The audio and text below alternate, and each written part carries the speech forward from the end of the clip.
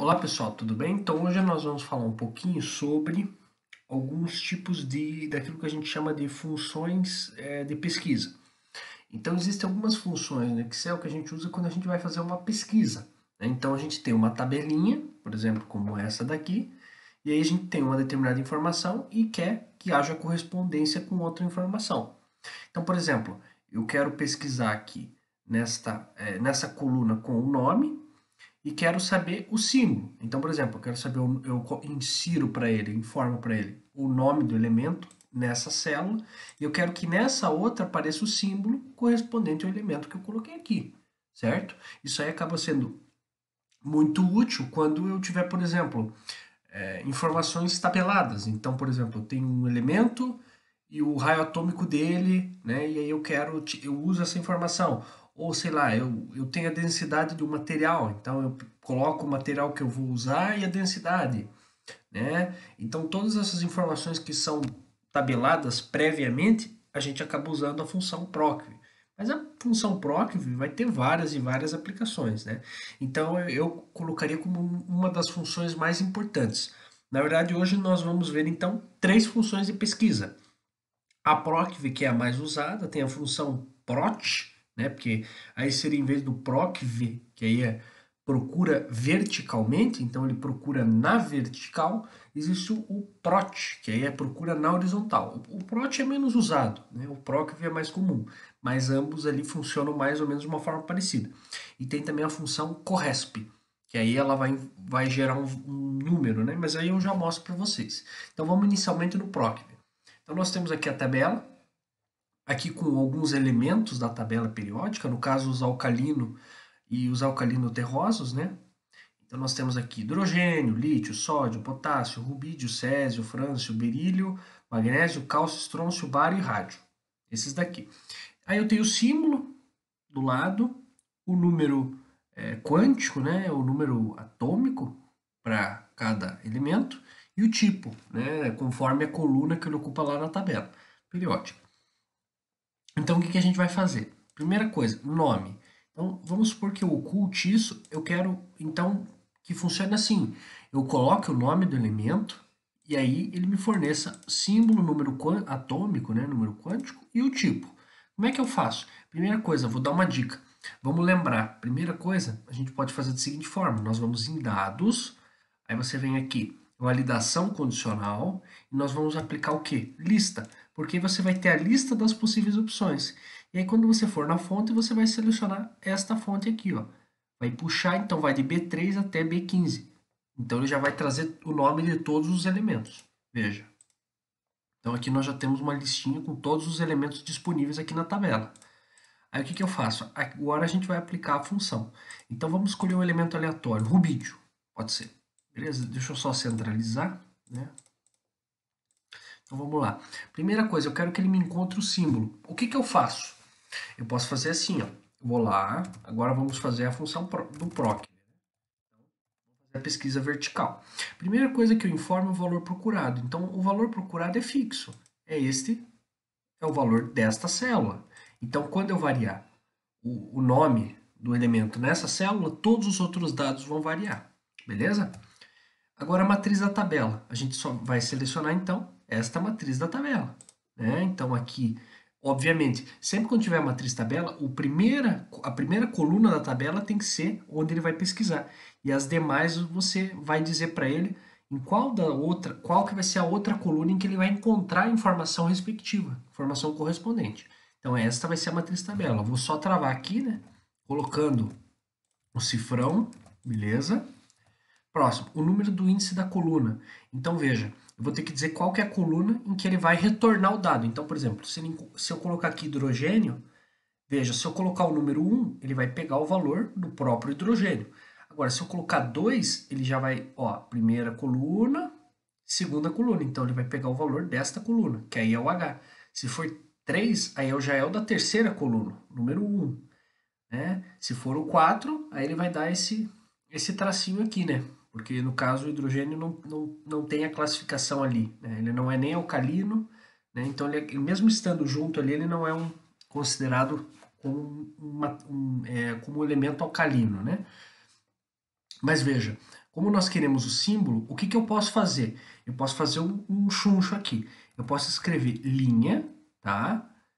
Quer dizer, linha não, coluna. Aí eu pego, veja, tem que pegar o número 2, né? Então eu pego e coloco uma célula qualquer da coluna 2 e fecho. Por que, que eu estou fazendo isso? Veja, o que, que acontece? Quando eu fizer a alteração, eu vou ter que mudar para cada um desses. Mas não, como eu já estabeleci essa coluna, quando eu puxar essa célula para cá, para o próximo, essa célula vai estar fixa e a tabela, né, a formação da tabela vai estar fixa, mas vai variar esse. Portanto, se eu puxar para cá, vai aumentar em uma coluna, dando a terceira. A mesma coisa para o quarto, então já vai estar tudo certo, beleza? E aí procurar intervalo, verdadeiro ou falso. Se você colocar verdadeiro, ele vai aproximar o valor. Então, se tiver escrito, sei lá, aqui nesta célula, rubide, mas não rubídio. Ele vai procurar rubídio. Opa, rubide. Ah, então aproximadamente está certo. Mas não, se for falso tem que ser exatamente isso. Então aqui tem que estar rubídio e aqui tem que estar exatamente rubídio. Então vamos colocar o falso. Beleza? Então veja, símbolo. E agora acontece aquilo que eu falei. Quando eu puxar para cá, veja, ele já está em C1 aqui na coluna.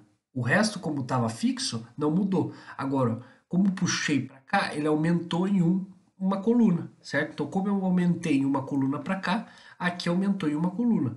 Portanto, já vai estar funcionando da maneira correta. Se a ordem for a mesma, isso vai funcionar. E se puxar para cá, vai dar certo também. Veja, está funcionando. Então, qualquer nome que eu puser aqui, ele vai me dar o símbolo, número atômico e o tipo, tá bom? Vamos para o próximo, corresp, então, função corresp. Eu vou pôr aqui, então vamos copiar isso aqui.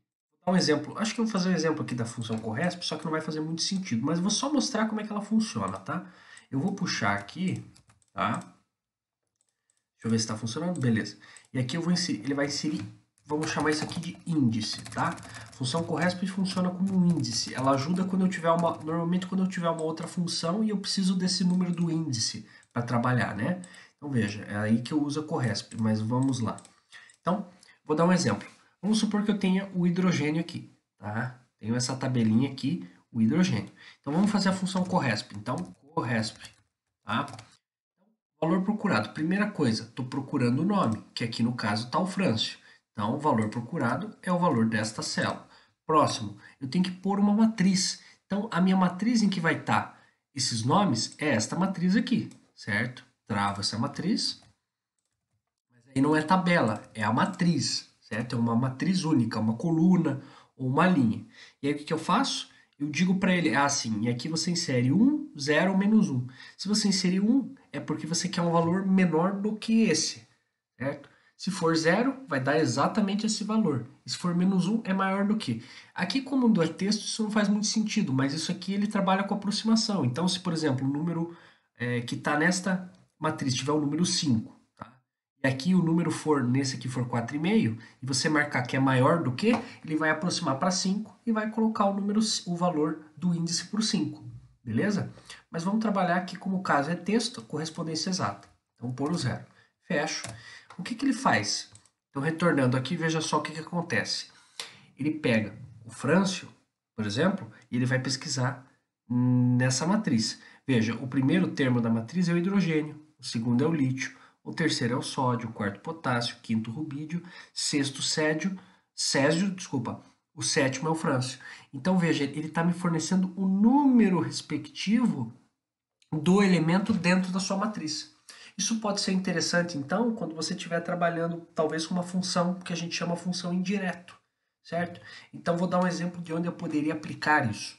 Veja, vamos supor que eu estou fazendo, dá para fazer a mesma coisa que eu fiz aqui, né? Só que aí vamos supor que eu queira um símbolo, né? Uma forma diferente de fazer seria fazer o seguinte: eu uso a função concat, aí eu coloco primeiro qual que é a coluna em que está o símbolo, é a coluna C. Então eu escrevo C, fecho aqui, lembrando sempre quando o termo é fixo, né? Quando é um texto, a gente coloca entre aspas, beleza? Então ele vai no C, tá? Ele vai juntar o termo C com o corresp. Então aqui deu o sétimo. Só que veja, já tem duas células aqui em cima. Então o que, que eu faço? Eu pego o corresp e adiciono 2. Fecho. Beleza. Veja o que ele gerou, C9. Quem que é o C9? É exatamente o correspondente do Frâncio, só que na coluna do símbolo. Então, o que eu faço? Eu escrevo antes desse concat que eu fiz, indireto. Aí o que o indireto vai fazer? Ele vai transformar esse texto numa fórmula. E ao transformar em fórmula, ele vai pegar o elemento que está em C9. Veja, pegou exatamente o indireto do C9 que saiu desse concat, que estava no concat. Então o concat gerou C9 e aí ele vai aplicar o indireto do C9. E o indireto é exatamente isso, ele vai pegar o valor respectivo da célula C9. Eu posso fazer a mesma coisa para os outros, observando, obviamente, que aqui não vai ser na coluna C, em vez disso vai ser na coluna D. E aqui, em vez de D, vai ser na coluna E, né? Veja, dá para usar tanto com o corresp ali, fazendo alteração com o concat, né, fazendo essa mudança com o indireto e o concat, dá para trabalhar com o corresp ou você faz procv. O procv é mais fácil. Só que o corresp, dependendo da forma que você está automatizando o teu sistema, pode ser interessante utilizar. E o prot, né, que seria a procura horizontal, é mais ou menos assim, né? Vamos copiar aqui. Então, ele vai ser mais ou menos assim, ó. Deixa eu gerar aqui o valor.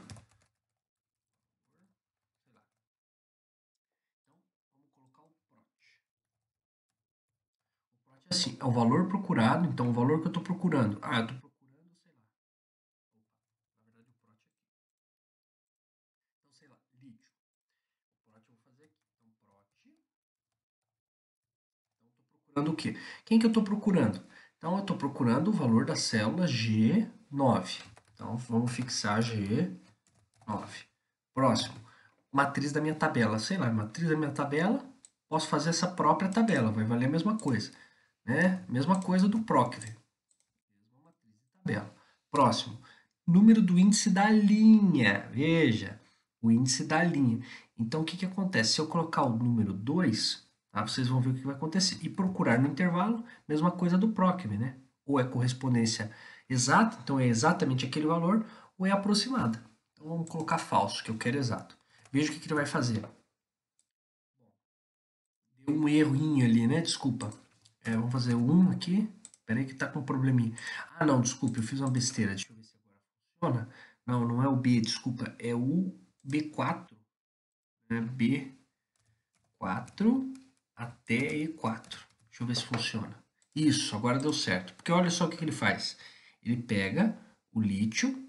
Ó, você pega B4 até E4. O que ele faz? Ele procura na primeira coluna que ele vai aqui, ó. Lítio.